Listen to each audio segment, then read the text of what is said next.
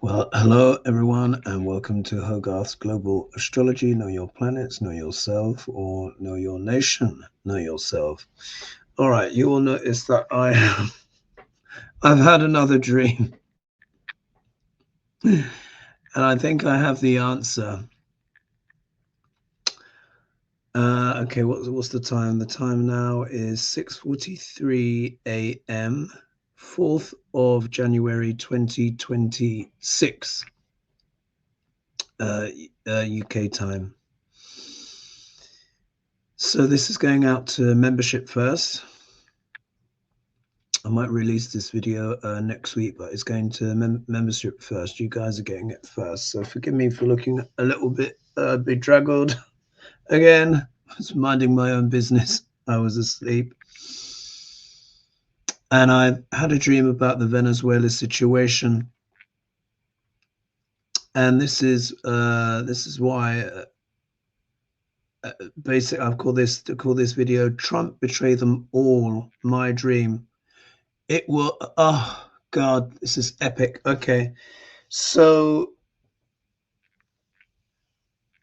I've literally I've just had this dream. That card, this. Do you remember the card? Yeah, this. It's working. It's working. Yeah, you can see that eye in there. Yeah, this. Oh my God, this thing is remarkable. Like what I'm calling it, the portal. Yeah, the portal of past, present, and future. You know how I was saying it, it I've just got to say it, how I saw it in my mind's eye. This is incredible. It spins. It can also become a three-dimensional object. It can also become a three-dimensional object. I can't remember if I was holding it or what have you, but anyway, so it was like this. Like imagine it's as a piece of like card, but maybe smaller. Yeah, but this kind of size. Anyway, it was all starting to spin, spin, spin, spin, and then the eye can go the other direction as well. And then it became this beautiful three-dimensional object.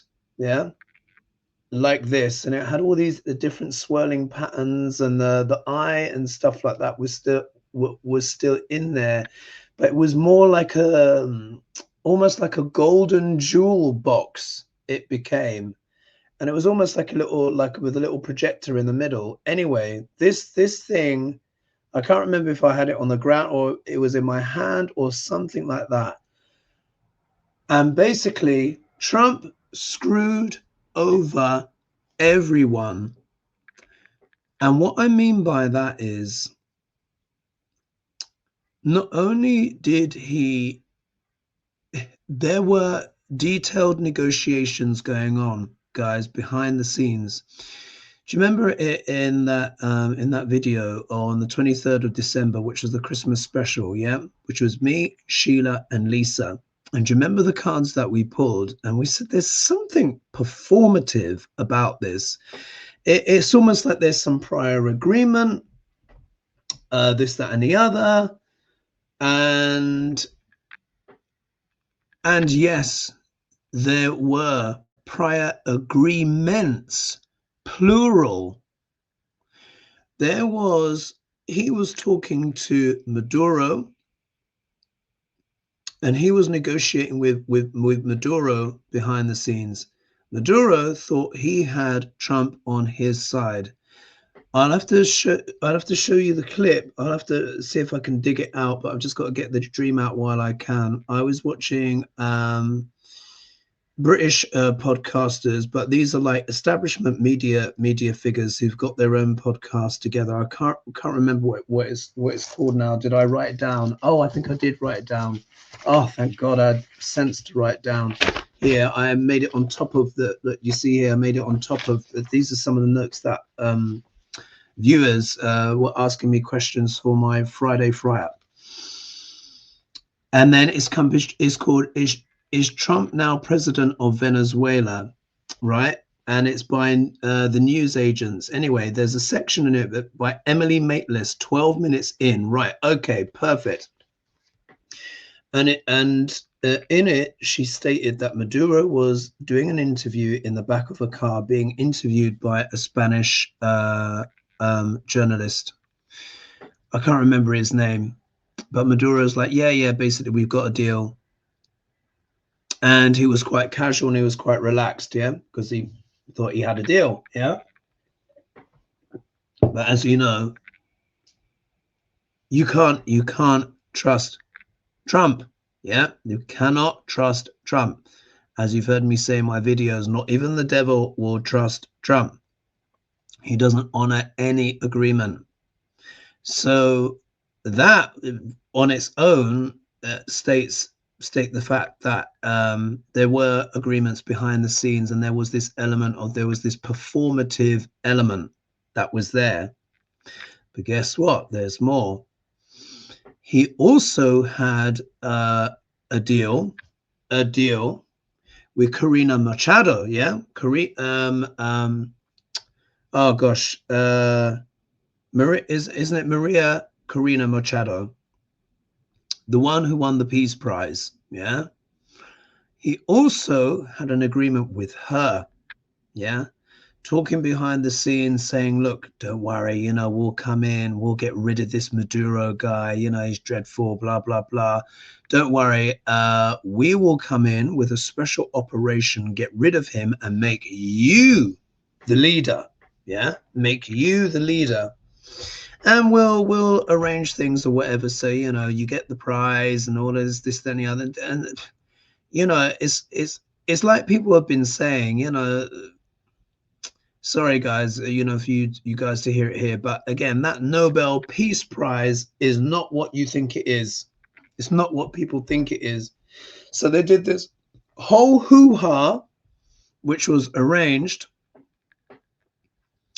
for Maria Corina Machado to win the Peace Prize, to set her up on an international platform, yeah, to set up the legitimacy. Well, I mean, but look, she did it, and it's not complete fantasy either, because she did win that election, yeah. The 18 months ago when they held the elections, she was robbed. It's true, she was absolutely robbed. Maduro robbed her of the election. But there may have been negotiations behind the scenes even before then. Anyway, so she's robbed, she's been hidden in exile, etc. The Trump regime was talking with her, saying that you'll be the next anointed leader. Now it all makes sense. Why? Or the whole context of everything. And she was basically being set up to basically rightfully become the leader of Venezuela. And I think that's why she sent out a message to all of her supporters and the Venezuelan people, saying, rise up, get ready for power. This is it. And then remember, Trump was interviewed and he threw her under the bus. Yeah, threw her under the bus. I, in fact, have the video on my phone that I recorded from Midas Touch, which I shared with my friend Nelliana, just to be like, look, I'm sorry. You can see he screwed everyone over. But there's more. The card, this card, yeah, which then became this beautiful physical object in my dream. Yeah, oh my God, yeah, the portal of past, present, and future. What it showed me is there were other countries involved, other leaders involved. And I saw, what did I see there? It was Colombia had a stake. Mexico, even Mexico had a stake in the outcome. And so much of this is to do with Rubio. Yeah, so much of this is to do with Marco Rubio. Again, you know, like how I've said before, Trump is dreadful, but the people around him are worse. And again, it's not to absolve Trump, because Trump is going along with all of this. Yeah. But he's not doing the nitty gritty of the negotiations. It's Rubio. And what I was being shown is him talking, and he's talking in Spanish, and he's there. He's bringing his Latin connections. Even though he's Cuban, I could see him talking and getting these different agreements together. And he was basically, without them knowing it, pitting one side against each other to basically build up this support, this support for regime change in Venezuela, with this false setup of Maria Corina Machado being the leader, and everyone basically, everyone would get like a cut. Yeah. The whole idea is that everyone would get a cut, and they said it's like he convinced everyone. It's like Rubio was like, yes, don't worry, this will bring peace, this will blah blah blah blah, you can trust us, we have a deal, blah blah blah. And it was never going to be about that. What has happened is what is unfolding now, which is that it's the setup, just like how, like I was saying, on December 23rd, and what we were picking up.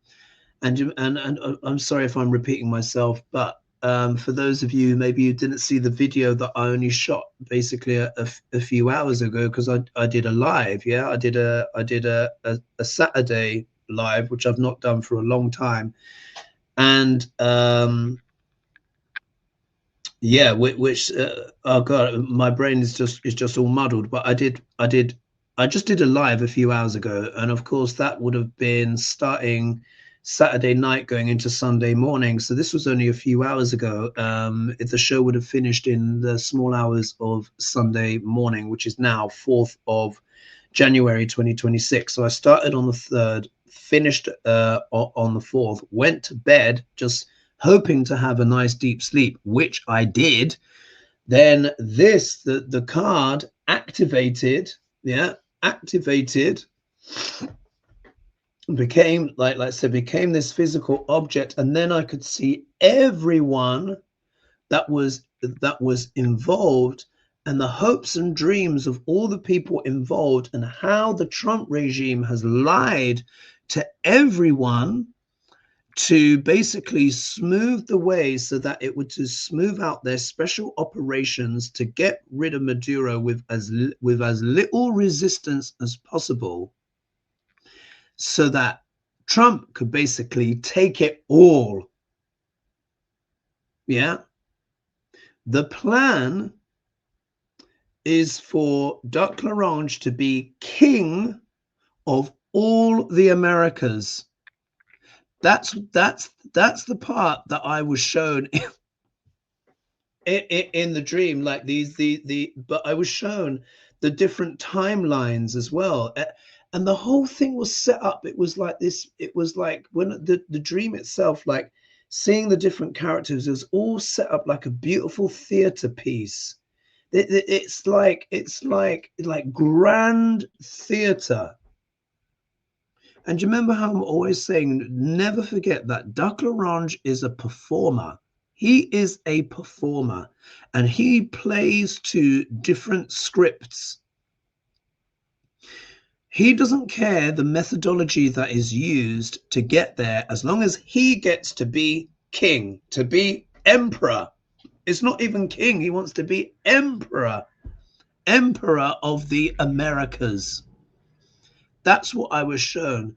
And the card showed me the timelines that he is trying to create. Yeah. What he doesn't know is Rubio has got his own timeline that he wants to create using Trump, because he's like, I'm going to use this old guy to do the donkey work. Yeah, do the donkey work. because he's so shameless, because he's so brazen, because he's so vain, frankly, and got delusions of grandeur. He knows that they all know that Trump has got the what is it called, frontal lobal dementia, whatever it is. Yeah, so they know that if they egg him on enough, he will go along with these things. But this is what is remarkable. But there are games within games here, games within games. JD Vance also has his little ideas as well, but he's not popular. He's slipping from power. What this is, the ultimate game is for Rubio to use Trump as a vehicle to become the emperor of the Americas. And then when Trump kicks the bucket or conveniently falls down the stairs, then it will be Rubio, Marco Rubio, that will become emperor of the Americas. I mean, this card, it's for me, it's already working. It's already working. I have to turn this. Because what happened was is that's like literally, it was like that, and then it spins and spins and spins, and then it become this more circular physical object, and then it's like out of that eye, you know, like you've got like a projector, you know, like how the light is coming out. I've got my little projector there. It was almost like it was that shape, and you see how the light's coming out, and that's how I could see all of the different game plans. There is a path for humanity as well. There is a path for humanity, and I was shown several different paths. One of them was very destructive. If they got everything that they wanted, yeah, if they got everything that they wanted, but it was like, what was it? This is all about Rubio. Let me just see if I can just go back into that thing that I saw. Rubio is basically trying to elevate Trump. I'm seeing like Trump, Trump wants to literally be on a throne and crowned as like the king / emperor of the Americas. But behind him, behind all of that, it's like Rubio sees himself as because it's like it has to be created first, and then it can then be passed on, almost kind of like, oh my gosh, this is quite remarkable. Now it's almost like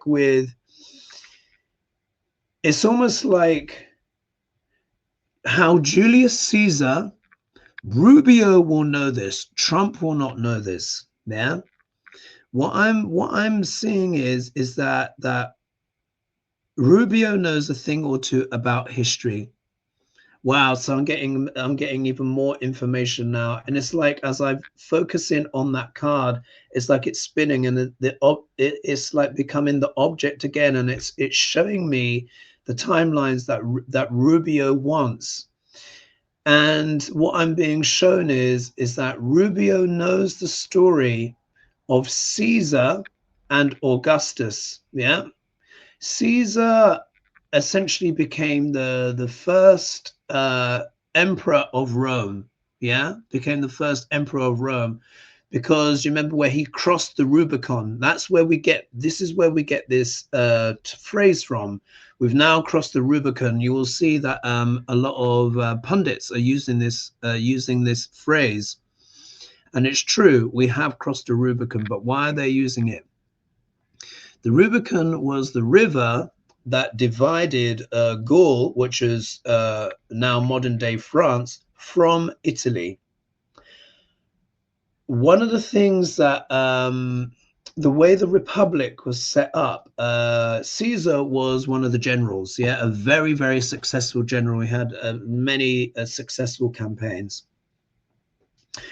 I may as well tell you the full story now, because it's all flowing, because this now connects with Rubio, Rubicon Rubio. Oh my goodness, Marco Rubio, could almost be Marco Rubicon, couldn't it? The Rubicon. Wow. Oh my God. Anyway, the important thing to tell you is this. In the old days of the Republic, Rome was already an empire, but it was governed by a republic. Julius Caesar was very thirsty for power.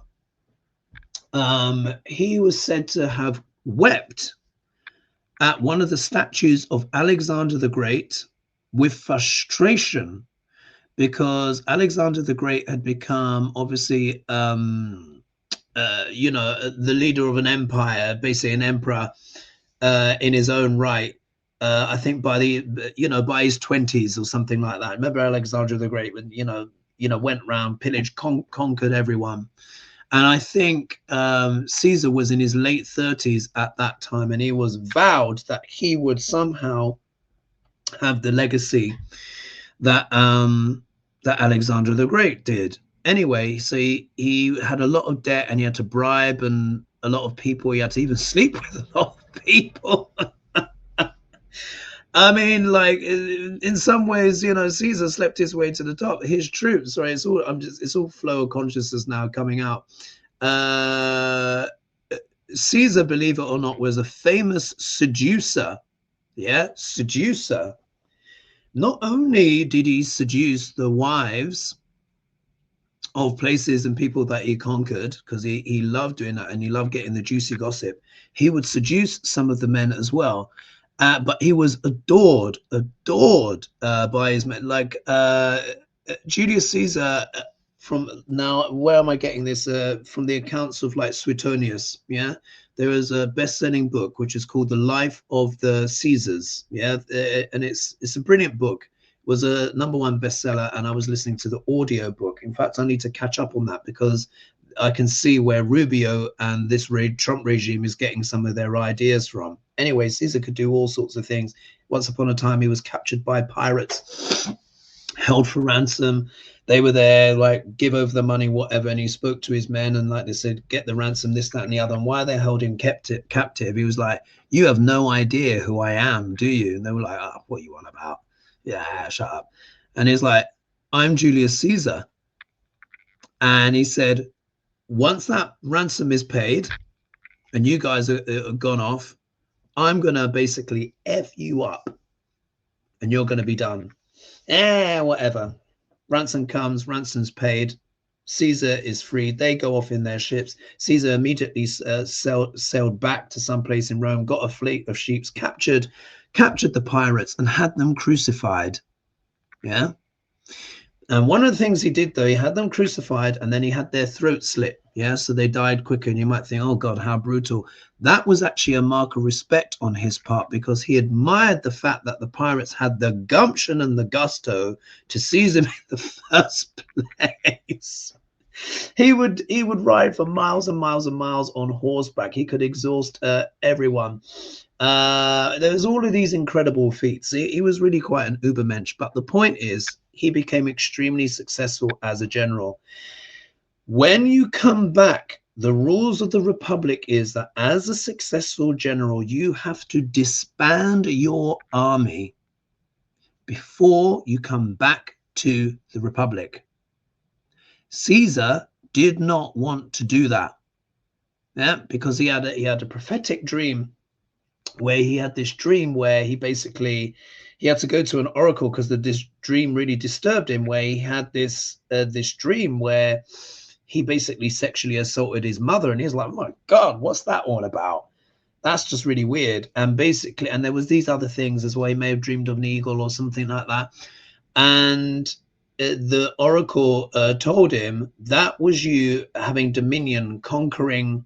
No, it wasn't him. Sorry, it was Augustus. Forgive me, I'm getting that wrong. Anyway, it doesn't matter. The point is, he gathered up all of his troops on the banks of the Rubicon, and he was deciding what to do. He knew that he was supposed to have disbanded his army before crossing the Rubicon, going back into Italy in order not to offend the Republic. Now, what is remarkable, we all talk about crossing the Rubicon, but there's a lot that is missed out from that story.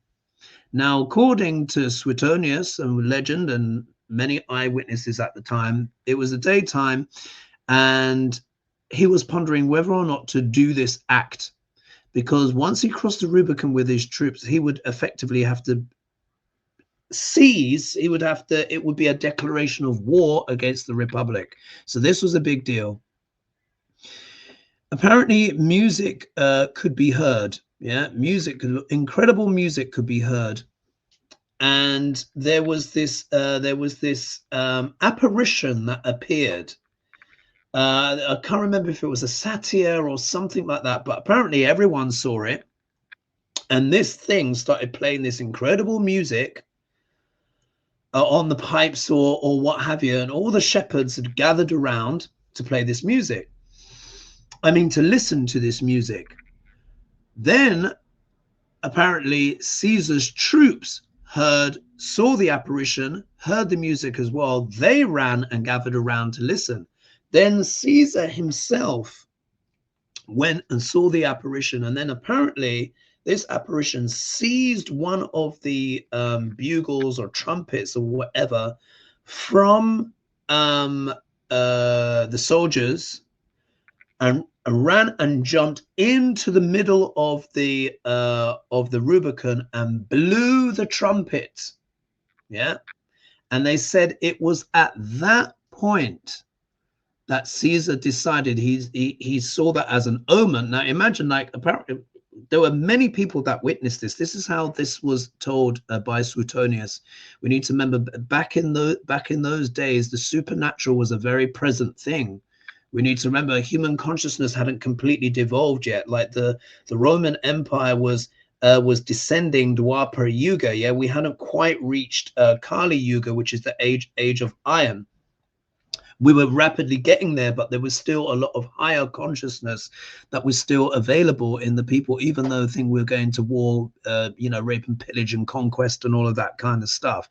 People were still spiritual enough. Anyway, the point is, when Caesar saw that apparition jump into the river and blow the bugle horn or whatever, he said, "The die is cast."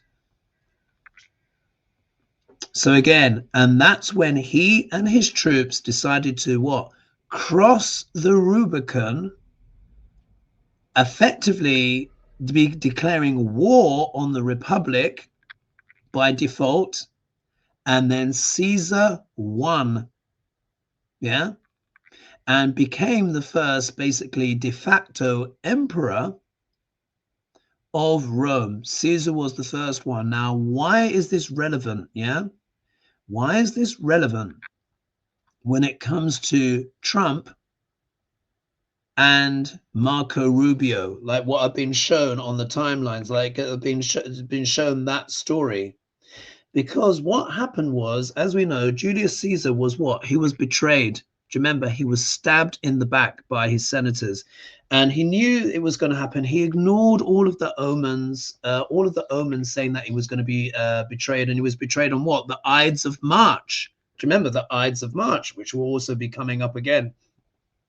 And part of him, he knew it was going to happen. And what he did was, as they lunged for him, he covered himself with his toga as he was stabbed to death, so that he at least no one would see him naked.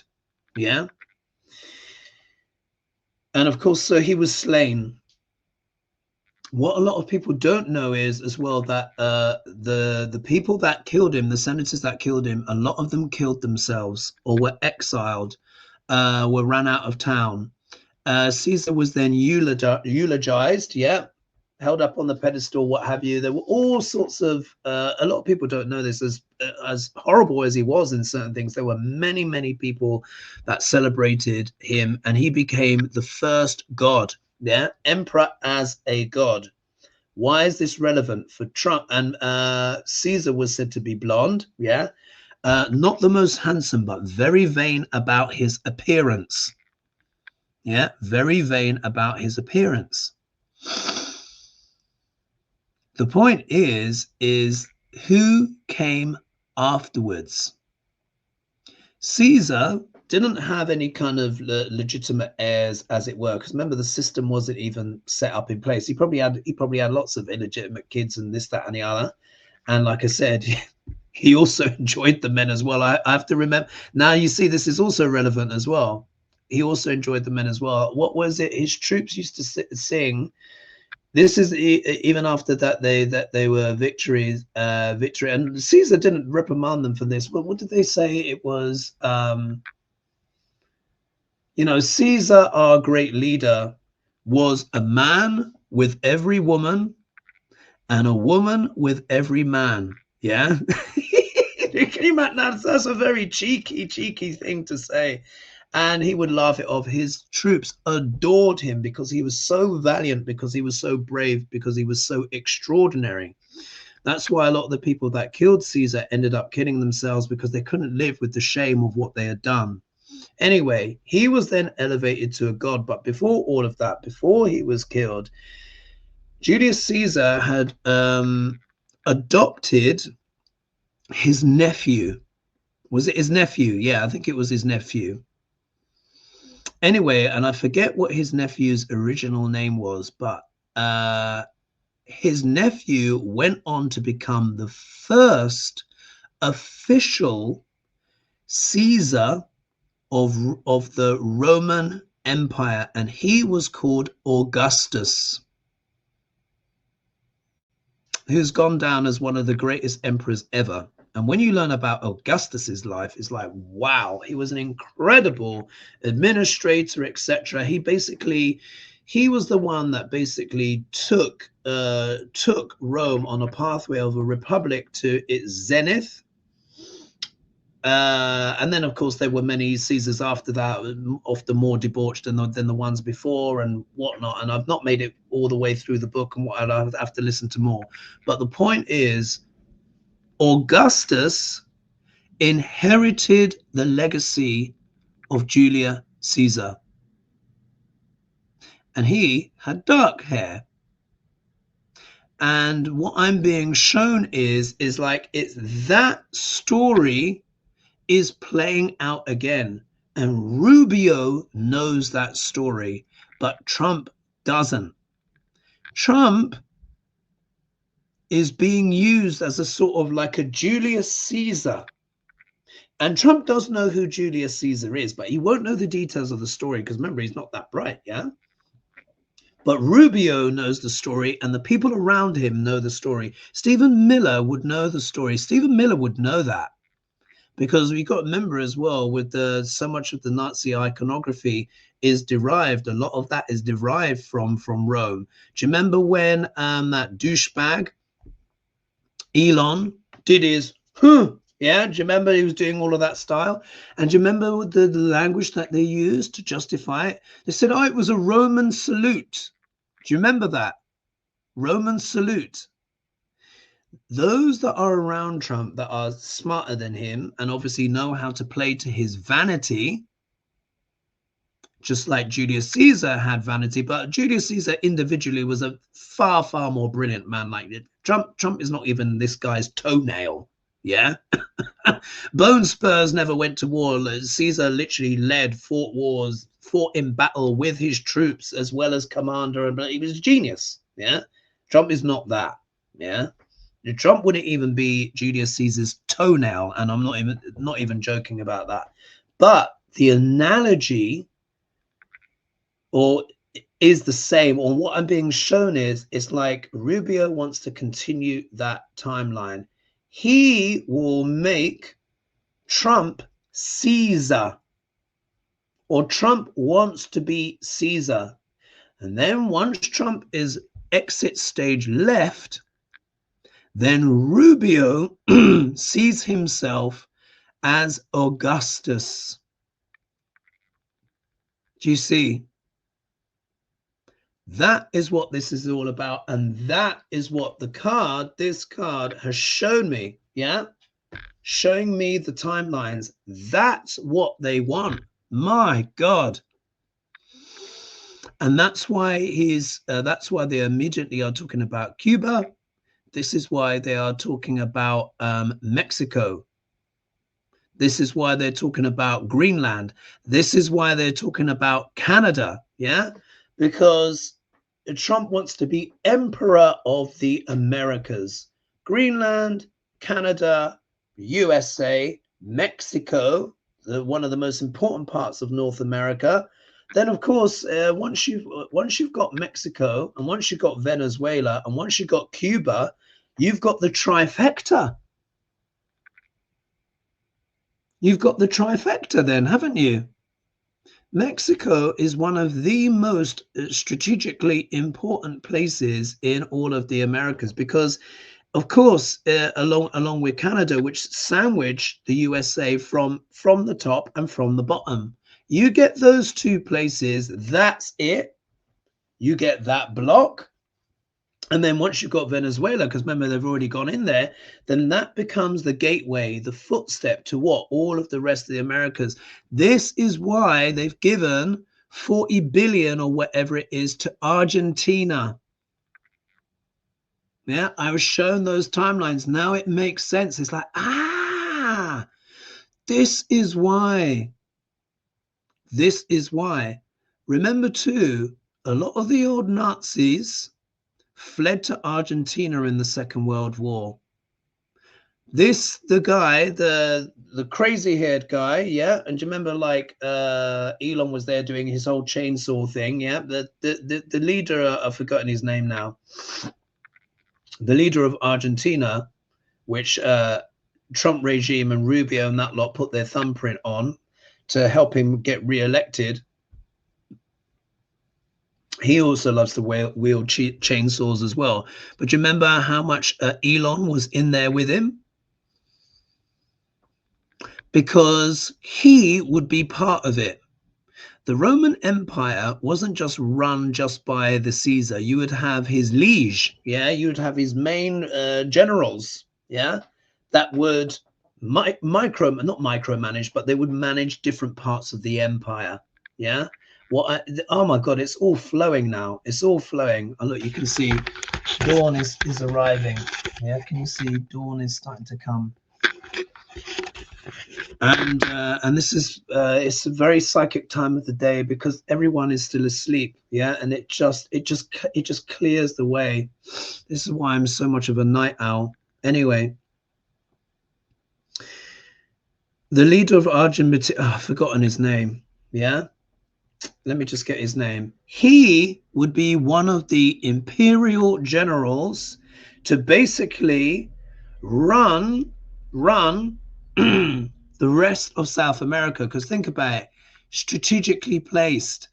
You got Venezuela, and then that means Argentina would be involved, and then that way you get the rest of the Americas. It would be very hard for it would be very hard for Colombia and others to resist. Now the issue, of course, would be Brazil.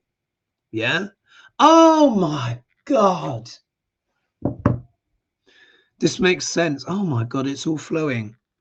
Brazil. Do you remember Trump didn't want Bolsonaro prosecuted, did he? Because he's a dictator. This is what the plan would be. If they succeed in Venezuela and Mexico and end up destroying Cuba, they have the trifecta. They have their other liege, yeah, agent, the leader of Argentina, defending that part. Then what you do? You then have to go for Brazil, but what you do is you get Bolsonaro out of prison and you get him to run that part. Oh my God. It's all coming. It's like, oh my God, it's all coming. I'm sorry if that is very disturbing, guys, but the light is coming to me. Let me put, who is Malay? That's it. I didn't even have to type it in. Javier Malay. Javier Malay. Now it makes sense. Javier Malay would then become one of the generals of Argentina, and particularly with all of that far right and all of that bullshit that is still there, yeah, part of that old Nazi infrastructure. Not to be bad to the Argentinians, but it's just fact. Remember, it's called Operation Paperclip. Do you remember it? Look it up. Operation Paperclip. It was about getting the Nazis out in the Second World War. A lot of them fled to Argentina and other parts of the States and other parts of the Americas. So this is almost like an operation kind of paperclip. You have Milei, leader of Argentina, that can be one of the generals there. Brazil, of course, is part of BRICS. Yeah, remember Brazil, Russia, India, China, South Africa, which, of course, the Trump regime sees the threat of that new global order, particularly with the currency of the unit. So they need to stop that to maintain the power of the petrodollar, as I was saying in my video that I did, the video live. But of course, if you to overthrow Brazil, which is a massive country, you need an ally. The current leader of Brazil is not obviously not going to go along with it. But if you overthrow him, then you can then install Bolsonaro, who is the current leader of Brazil. Ah, I'm on airplane mode.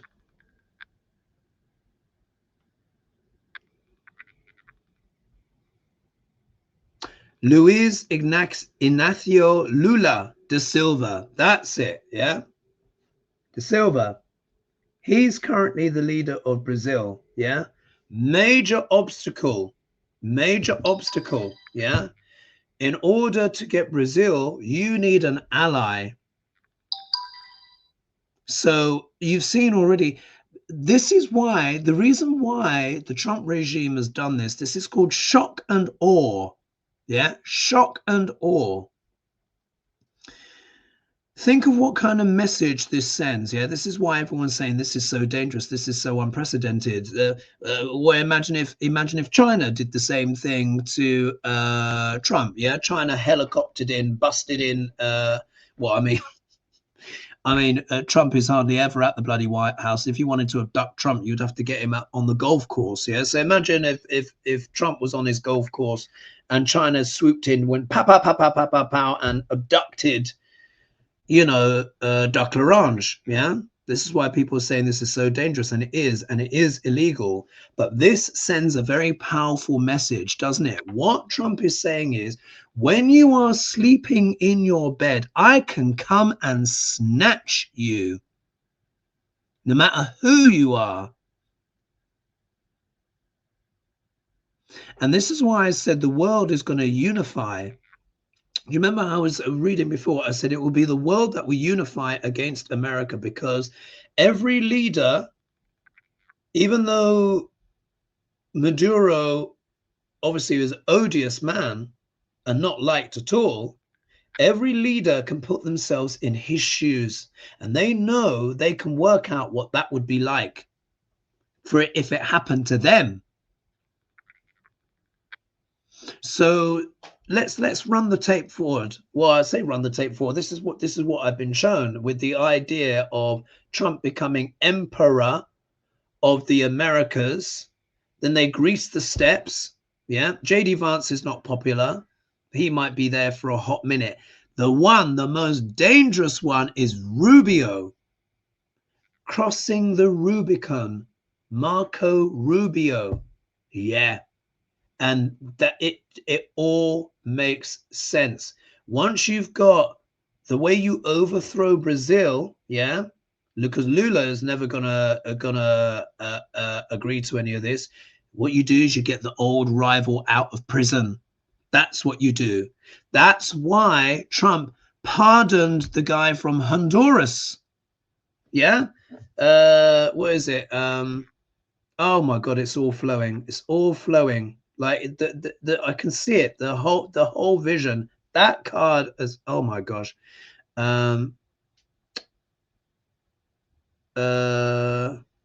Pardoned Honduras president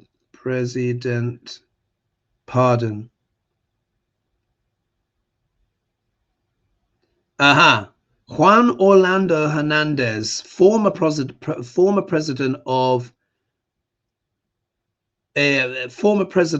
Honduras, ex-president of Honduras, Juan Orlando Hernandez was convicted in 2024. Yeah, that's him. That's him. Juan Orlando Hernandez, the former president of Honduras, has walked free after President Donald Trump pardoned him, a man once characterized as the key figure in a drug trafficking scheme that flooded America with 400 tons of cocaine. Right. So do you see? Of course, we all know this anyway. It's a pretext. It's not about the drugs. The drugs is the argument, the pretext that you use, yeah, to try and convince everyone that you're out there trying to be the good guys. Really, if you're the war on drugs, why would you pardon a guy who was convicted, yeah, of major proven drug trafficking? Because it's not about the drugs, it's about power. It is about, like what I said, it's about this dream that I had. It is Julius Caesar and Augustus, not to taint their names with this, because they didn't conspire in that way. But what I'm saying is Rubio, Mr. Rubicon, yeah, Rubicon, yeah, he knows this story. Stephen Miller knows this story. This is part of the wider plan. Trump, again, is the fall guy, but he can be the Julius Caesar, the vain character who's so brazen and audacious and ridiculous and outrageous. Not only because he's a malignant narcissist, which we all know, but he's got frontal lobal damage. Yeah, that means what happens is here, this is where society lives. This is where the conscience lives. This is why people who get head injuries, like car accidents or war or what have you, sometimes they can become very violent because it gets impeded with the particular type of dementia that Trump has. Of course, it lends itself to delusions of grandeur. All Marco Rubio has to do and all Stephen Miller have to do is just keep entertaining him. This is why they put up with the humiliation, because they're just like gritting their teeth. Yeah, gritting their teeth, letting grandpa go out and do all the work. Yeah, well, he's not doing the work, but he is the one rubber stamping everything. Now it all makes sense with the big beautiful bill and everything like that. What this is, they know that the American empire is crumbling, so they're trying to create another one. Cycles of they would know this book. They would know this, yeah, this book. Rubio would know about this book for sure. Yeah, here it's going to be part of and I'm not advocating for him like necessarily. Principles for dealing with the changing world order, why nations succeed and fail. Ray Dalio, yeah, who's what, one of the most successful hedge fund managers. Yeah, he looks at the cycles of history. Yeah, the cycles of history, and he's come up with a raw data. Yeah, he's looked at all, like you see, look, he comes up with all these graphs and this, that, and the other. He and his team have just looked at history, the rise and fall of empires. He's looked at the British Empire, which was the pound, and he obviously you had the guilder before that, which was the Dutch. Particularly empires where they have that kind of global currency. He's looked at the Chinese empire. He's looked at the Iranians, every single one of them, and he reached the conclusion, along with some other people, that the average empire lasts about 250 years. How old is America going to be this year? I was going to say next year.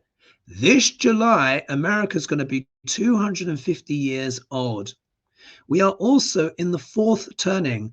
America has over $38 trillion worth of debt. They need to do something to prevent the empire collapsing. And what's one of the best ways to prevent the collapse of an empire? Maybe you try and make a new one. Do you see? Maybe you try and make a new one. They want to create a new sort of like Holy Roman Empire or whatever they're going to call it. And this is a vision that has been sold to Trump in a certain way. And he's like, oh, goody, goody, goody. I get to be king. Oh, I get all the sweeties. And then in the background, Stephen Miller and particularly Rubio is like, like the Grinch. Yeah. Be like, let grandpa go out there, take the flag. He doesn't have much longer left on earth anyway. He's got dementia. All they have to do is just wait until, just let nature take its course. Let nature take its course. They send him over with his, pal Netanyahu and be like, oh yeah, put him out to pasture in either Qatar or Saudi Arabia or Israel, which I think is probably the most likely one, because obviously Trump's got to have his palaces and his thingy bobs on the Riviera. He's demented. He's demented. This is actually a form of a quite an elaborate form of elderly abuse. Again, not I'm trying to do Trump any favors, but this is what this is. They know he is demented. They know he has delusions of grandeur. There is no limit to the fantasies that they can feed this guy, and he will execute it and he will do it. Why? Because that frigging SCOTUS gave him immunity. SCOTUS gave him immunity and basically created a king. So knowing that as long as it's in his official capacity, they know that Trump cannot be prosecuted, which means the regime cannot be prosecuted as long as he rubber stamps it. That's what this is all about. But it doesn't necessarily mean it's going to happen. Doesn't necessarily mean it's going to happen. Oh my God, that was, it was all flowing. It is just, wow. This card, wow, that has really given me something. Now, I knew it was very significant, but now I see how it works. Yeah, literally showing me the timelines. There was that timeline, and then what they want to do is, what they want to do with that, if they succeed with that, once they are the, Trump is emperor of the Americas, that's why they want to do all of the stuff with global digital currency and all this. That this is what all that, so much of what the crypto is about as well. It's one gigantic grift, and then that way they maintain the hegemony of the dollar. And what they're banking on is that, basically places pay tributes. Like in the old days, the reason why the Roman Empire became so rich is because the places that they conquered would pay tributes. And in a way, it's already happening. Yeah, they're paying the bribes. Think about it. They've got Ecuador, like for the prisons. They've got the Honduras guy, who is one of the places that set up in Honduras. You've got the some of the tech bros and the crypto types or whatever. They've got Prospera. Do you guys know about Prospera? Oh my God, it's all making sense. This is the connection now with this guy. This is why he was pardoned. So if I let me just write here, let me just do this. I'm gonna get this up. Let me put here Prospera Honduras. Here, look, it's stuff. It always does the frigging AI. I didn't want the AI, but look, let me just read this for you. Do you see this? Like my brain is all working now as the sun is starting to rise. Prospera, or Prospera Zede, yeah, Zede is a controversial, privately run special economic zone in Roatan, Honduras. Designed as a liberal model city with its own legal, fiscal, and regulatory systems, attracting tech investments and innovative ventures, but facing legal challenges, criticism for neo-colonialism, and opposition from the Honduras government. Yeah. So the current president, I think, is a woman, and she's been resisting this, but I think her thingy bob was vetoed or something. Anyway, opposite from it offers low taxes, fast business registration, and regulatory choices, functioning with a significant autonomy under a framework established by a constitutional change. Key aspects. Look here, talking about the key aspects here. Autonomous zone operates under its own rules, separate from Honduran national laws, allowing for unique regulations and lower taxes. Business and Innovation Hub attracts tech companies, startups, and biohacking experiments by offering streamlined processes and a business-friendly environment. Governance, governed by a private corporation, Honduras Prospera Inc. It aims for efficient private governance through its legal status, although its legal status is contested.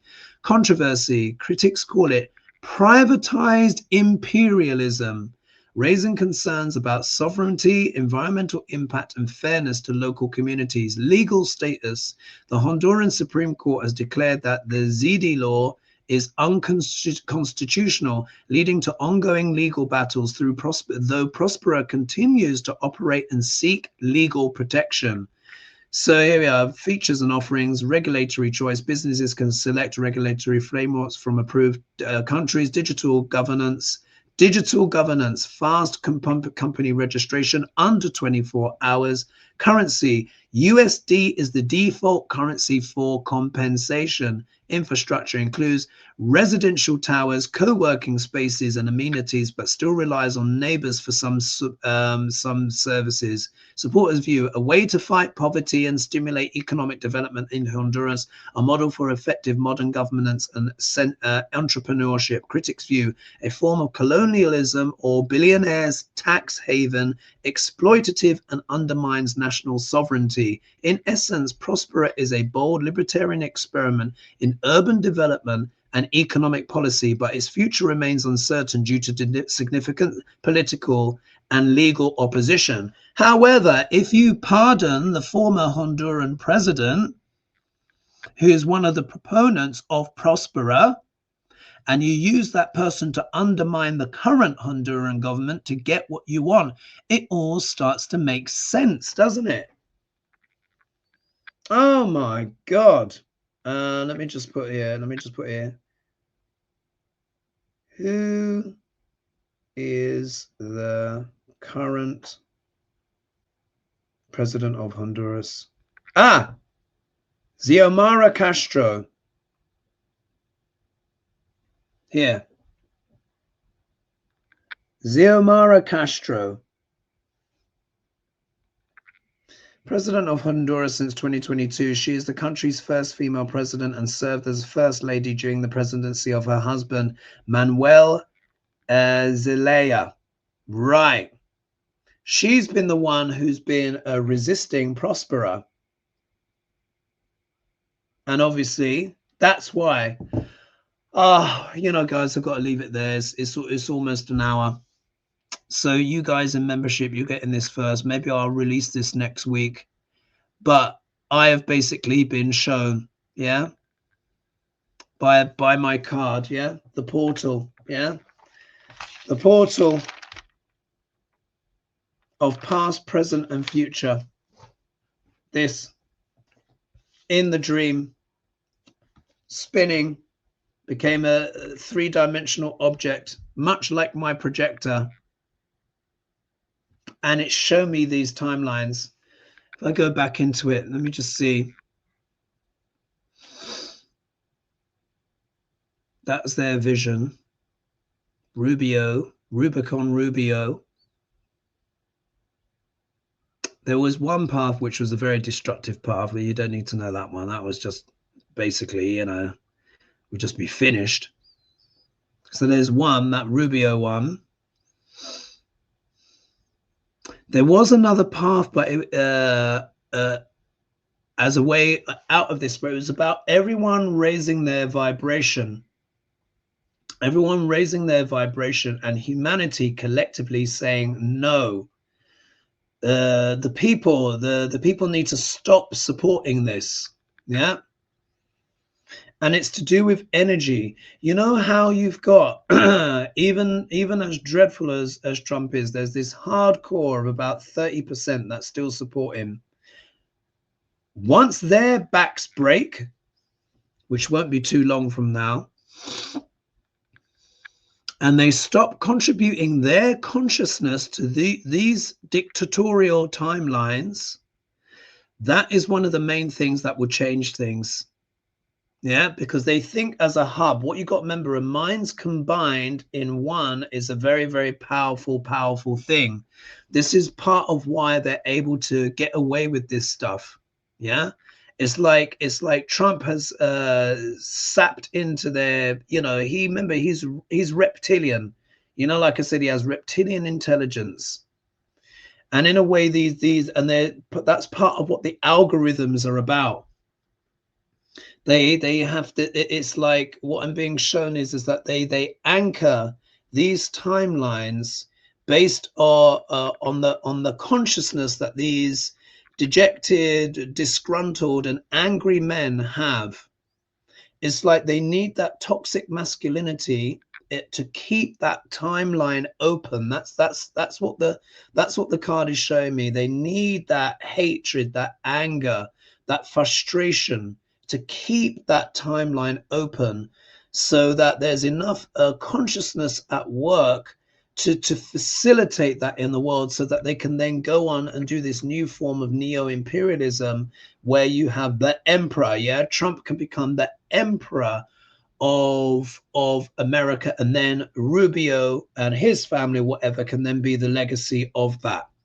Yeah, but they need that consciousness to stay in that place. However, people are waking up. And do you remember how I said the pocketbook in a crisis screams the loudest? What is, in order for that to break, these men that still support the regime, the Duck L'Orange regime, they need to be broken economically. They're already spiritually broken, but they need to be broken economically. Once they are broken economically, then their consciousness will snap. It will break. And they will no longer be able to maintain that timeline that they don't even know they're being exploited for. So because the Trump regime is so extreme, it's already sown its seeds of destruction. And this is why they're moving so quickly, because they know that Trump is not going to be too long on it. I mean, think about it. I mean, he can't be around for, what, a year or two?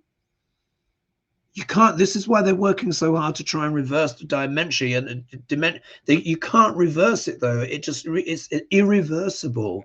So they have to do as much as they can, yeah, to get their Julius Caesar. But also as well, he is the one that helps anchor the consciousness of that potential timeline. Once the MAGA hardcore, once the disgruntled, frankly delusional, and these angry men, once they give up on Trump, it breaks that timeline. That's what I'm being shown. They are using that consciousness. They need that consciousness to be there to help facilitate that timeline. Once you've lost them and they start working against the regime, then the whole plan falls apart. And this is why they're moving at such speed. Once they are broken, then that thread are being shown is like a piece of lead. Their consciousness is like a piece of lead, and they can use this to build things. This is why they're working so hard to manipulate stuff. Corina Maria Corina Machado, she was just being used. Yeah, she was just being used. I can just quickly show you. I'm going to quickly show you that clip that I recorded from Midas Touch. Let's go here, and I'm going to play it. Talking about Maria. Here we are.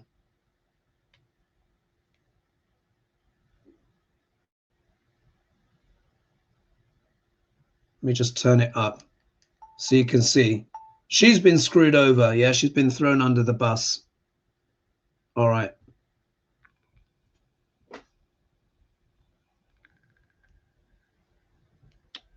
Oh, can I get it to bloody play though? Chat up.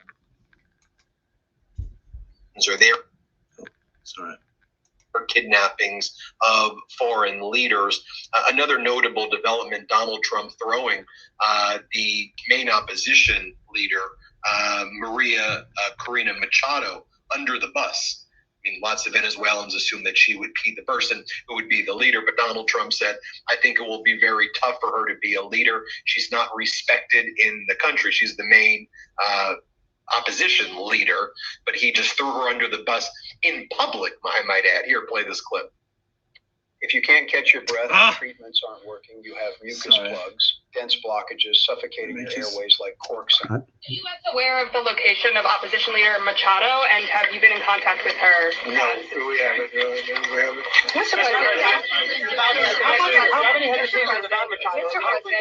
On Monday. I think it would be very tough for her to be the leader. She doesn't have the support within, or the respect within the country. She's a very nice woman, but she doesn't have the respect.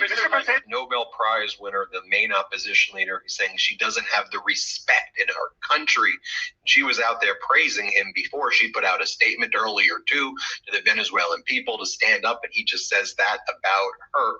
I want to bring in Democratic Congress member Pat Ryan, and I'm sure you all know Congress member Pat Ryan. He's been on. There you go. Right. And then I went on to, this was a little, I sent that little clip to my friend Eliana and said, look, Trump is a traitor. And she knows this. Anyway, there, the evidence, but the dream has revealed all the connecting parts. Trump lied, and the regimes lied to everyone. There was an element of performance to all of this, but it was pulling the strings. It's all being pulled by Rubio, yeah? Rubicon Rubio. That's what I'm going to start calling him now. Rubicon Rubio. And it's all been orchestrated. So they've manipulated Maduro, giving him a false sense of security, thinking that he had a deal with Trump when he was talking in the back of the car. I'll have to find, this video will be too long. I'll have to find that other clip. They've also switched on, of course, Corina Maria Machado, yeah, made her think that she would be the leader. Now he's saying, oh, she's not respected. Oh, yeah, so she's been thrown under the bus, and it is to facilitate that bigger plan, which I've already explained. Anyway, I will leave it there. I don't want this to go on too long. If you're seeing this and you're not a member, then please be sure to like and subscribe and share when I publish this later. Remember, subscription is free, by the way. Click the hype button and spread this if you found this useful. But my goodness, this, yeah, this, even though it might look a bit sinister, it is a gift. I now know. I'll have to see if it manifests in that way again. But that card, yeah, it's just shown me the whole thing. Anyway, hopefully it doesn't come true, but it's the Magatonians, yeah, they need to be broken. Once they are broken, that is what will actually close that timeline. Yeah, they are using their energy, their resentments, their hatred. They're using it as a form of power to facilitate their neo-imperialism. Anyway, I'm going to leave it there. I hope you found that interesting, guys. I'm going to try and get some sleep now. All right, bye-bye. Big love, everyone. Cheers.